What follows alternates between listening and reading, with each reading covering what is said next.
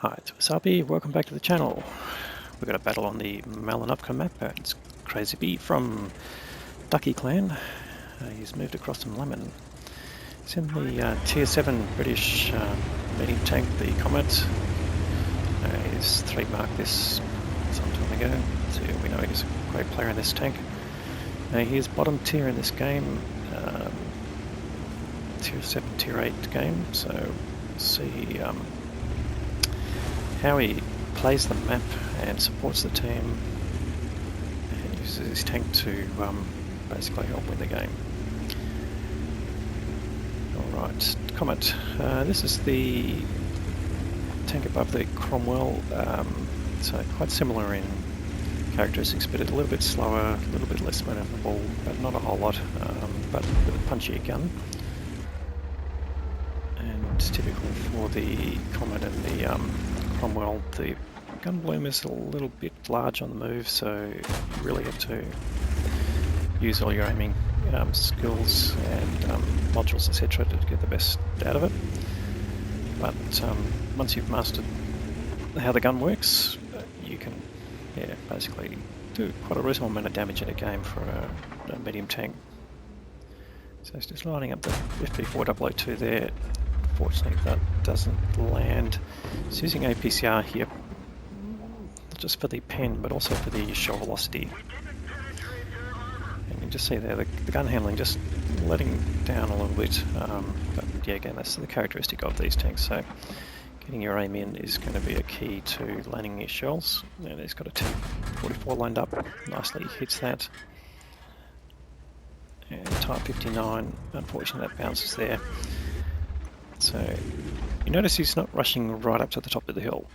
So no need to be a frontline tank when you're bottom tier, but when we say tanks are support tanks, it's about taking advantage of the tanks that are battling each other and being distracted by the main battle, so that obviously their guns aren't pointing at you. And you can basically get either flanking shots or shots at weak spots while they're not concentrating on your position. So anyway, that's the Type 59 again. Can you get a damage shot there? No, it still doesn't manage to do that, but you can see the gun reticle is almost bigger than the target itself, is bigger than the target itself there, but managed to pin the AMX there. And Type 59 going after his platoon mate in Type 62 and takes him out of the game. So unfortunately, he didn't have much of an influence on the game, but Crazy Bee will basically carry the team if it's needed. So coming back off the hill, again, no point being right up on the top and getting in the way of the enemy guns there. So coming down here to try and protect this push from the light tanks that are coming across the field area. There's an AMX 1357, but at the back of Baraskin, you can probably get rid of him in 2 shots here if you can get him. 1 shot goes in, but that'll certainly keep him at bay a little bit.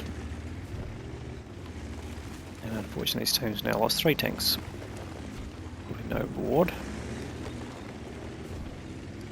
I'm not sure Crazy Bee will make a bit of a difference here. So making a bit of a nest here with the trees to give him some cover, not just from across the map, but also from the top of the hill in case they push down. And just waiting for the opportunity to do some damage. The IS-3 just getting smashed there, to 72 hit points. So he's being lit by probably the 1357. There's that Type 59 just pushing up from the bottom there. It's quite a powerful position where the Type 59 is. You can light tanks across the field there, and particularly on the tanks that are on top of the mound as well. Being proxy spotted, and it's pretty hard to dig them out, so no point trying to chase after that particular tank. But see if we can get rid of the 1357 and Crazy, just make sure that he's not getting dragged into that fight unnecessarily, but being able to take advantage of them. Nice, found a Scorpion in the open. Completely double bushed here. The Scorpion won't be able to spot him from firing. One shot in, now the next shot, oh, unfortunately that goes dark, and he gets the kill from the blind shot. There's the 1357, he's dark as well, puts a shot in, but we can't tell if that had an effect, but the 1375 gets taken out.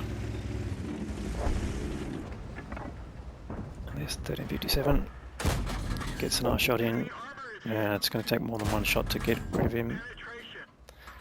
And I don't think he's going to hang around for the final shot, so, but he was taken down to most likely a one shot there. So for all that effort, he's just got up to 1k of damage. That's just the low alpha of the gun, but again, very similar to the gun behaviour of the Cromwell, so no real surprise if you just moved up from the Cromwell. He's managing to punish this Tier 7 heavy tank KV3, and finally gets the kill there. So helping to redress the balance, they're back within one tank, and they've actually got a slight lead in terms of hit points, so the enemy obviously paying a bit of a price in getting to the top of the hill. And while we're talking, the 1357's been taken out, so that goes one light tank target. There's still one left on the map though, the SP1C, and there you go, you can just see him on the mini-map there, has appeared. Crazy just crawling up here, trying to minimise his gun bloom. Not sure if that was deliberate or not, or if he just leaned on the R key, but now he's on the move.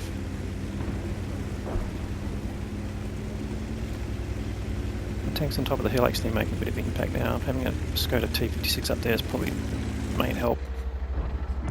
High tier heavy tank, and he's got the Bourrasque.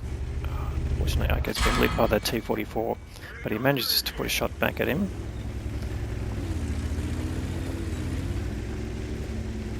T44 being top tier medium tank in the game, so an actually pretty handy Soviet medium tank.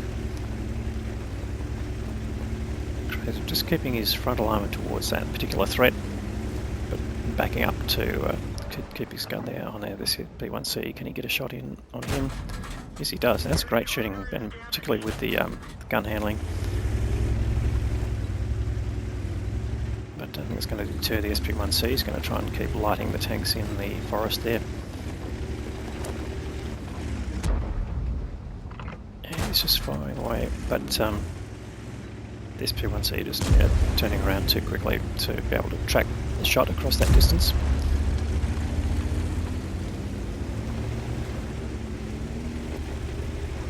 Now they've driven the tanks off the hill, so that's good.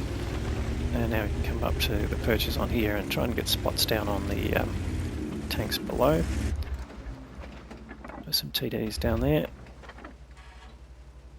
And he puts a blind shot in just to see whether he can get a response. Can he get a shot again on the SP1C?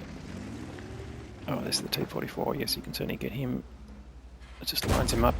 Nice shot in, that's good, but he's still got 875 hit points. And there's SP1C, one more shot into him. Puts a blind shot in, but just goes dark. So, game now probably a bit more strongly in the balance, but not won yet. So equal numbers of tanks, they've got a decent lead in terms of hit points, but they can go in fairly short space of time. So puts a blind shot in again to where the TDs were. There's the SP1C just circling around, and he gets another nice shot in here. So again, great skills there in terms of getting hold of the tank gun handling. And just continuing to fire down towards SP1C, trying to get him out of the game. Oh, another nice shot there, and he's now down to one shot. And he gets the kill. That is just absolutely pure. Well, is it skill or arse? A bit hard to tell. But nonetheless takes out the light tank, and now the enemy is relatively blind. They've got the Bourrasque has come up on the hill now. So crazy. Now it's got enough hit points to deal with this Bourrasque. Take some hits and get rid of this dangerous medium tank, but he doesn't need to. Gets taken out by the Skoda. So the Skoda doing real good work here. He's got 3 kills. Crazy's got 3 kills. And Crazy, just waiting till he goes dark before he comes back and takes up another shooting position. But there's still the 25 and the SU-152.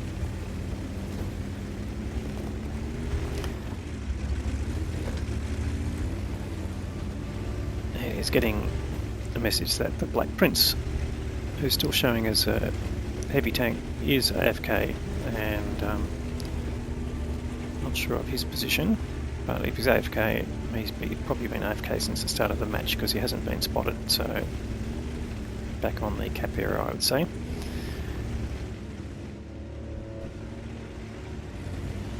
Crazy, just make a big circle here to make sure that he's not getting spotted by the E25. Oh, E25, there he is, he has been spotted. Puts a snap towards him, and he gets taken out by the Skoda, so good combination there. So it's gotten rid of the most dangerous tank in terms of its eyes. The E25 could have been lighting up quite a bit, like a light tank almost. And Crazy, just trying to work out where the SU-152 is, given where he was last seen on the minimap. He could just be right there, and he's got a big alpha gun, or can have a big alpha gun, depending on who's been upgraded. So Crazy, just coming along here to try and proxy spot him, particularly if he's down below in the water. No sign.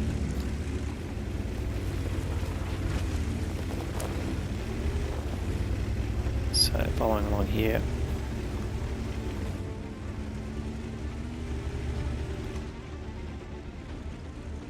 And now he's basically equal tier now with these tanks, although, yeah, got to respect the SU-152. If you don't know exactly where it is, they can put a big hit on you. And Crazy, just looking for any sign of where they might be. The SU-152 obviously is pulled back. Could have gone back into the forest. It could be back on the back end of the cap. Oh, and here he is. Puts a shot in, and he'll just circle him, trying to avoid the gun.